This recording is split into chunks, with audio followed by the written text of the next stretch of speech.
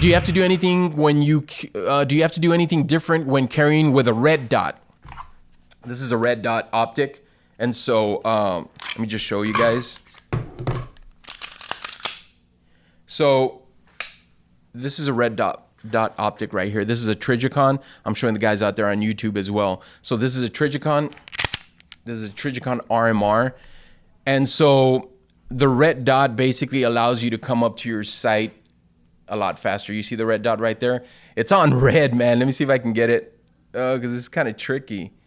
Yeah, so there it is. So wherever that red dot is, that's basically the path of the projectile. Or not the path, but that's basically where it's going to go. Now, again, you've got distances and all that. You got, bullet drop, the bullet drops. So again, this one's set for, I think I set it at, I think it was at 10 yards or something like that.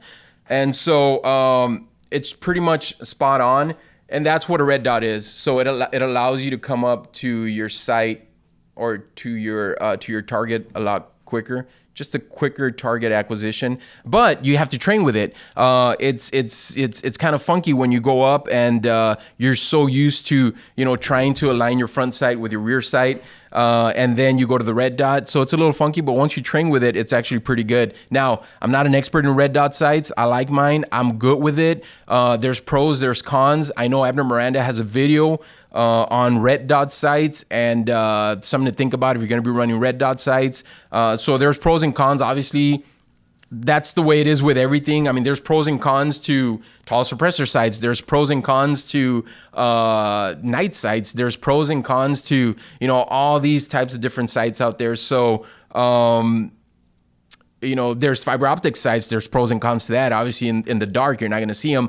But during the daylight, they're awesome. Blacked out back sights, there's pros and cons to that. So you need to find out what works for you. One of the reasons that I run a red dot is because I want to show people that our holsters, they're made to allow for a red dot sight. So that's one of the other reasons that I run a red dot sight. I do have another slide, or I do have another Glock that has a fiber optic front with no red dot, and I really like that as well. I take it to the range as well. But this is what I run for the most part on a daily basis. And the battery life on these, I mean, I haven't changed it in like a year. I know I need to start changing it. The cool thing about it is that these tall suppressor sights, they co-witness. So if that red dot right there ever turns off because the batteries go out, then I can still acquire a sight picture, or I can still acquire my target with my regular sights.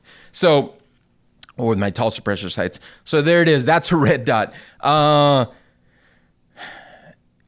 Do I have to do anything different when carrying with a red dot? No, not really. I mean, it doesn't get in the way at all. I mean, it stands up. It stands out a little bit more than just a flush slide without a red dot. But it really doesn't get in the way. It doesn't pinch. It doesn't do anything like that. As you can see, the holster itself is pretty tall because this is where the other belt clip goes. I usually run it with a single belt clip configuration. So there it is right there. So I take off this belt clip. And so as you can see, even the holster's taller than the red dot sight. It's got some plastic. The RMR does, the Trigicon. It's got those plastic buttons there, so it's not like metal onto your skin. It really doesn't. I don't carry it any different than my other Glock without the red dot sights. I really don't. I hope that answers your question.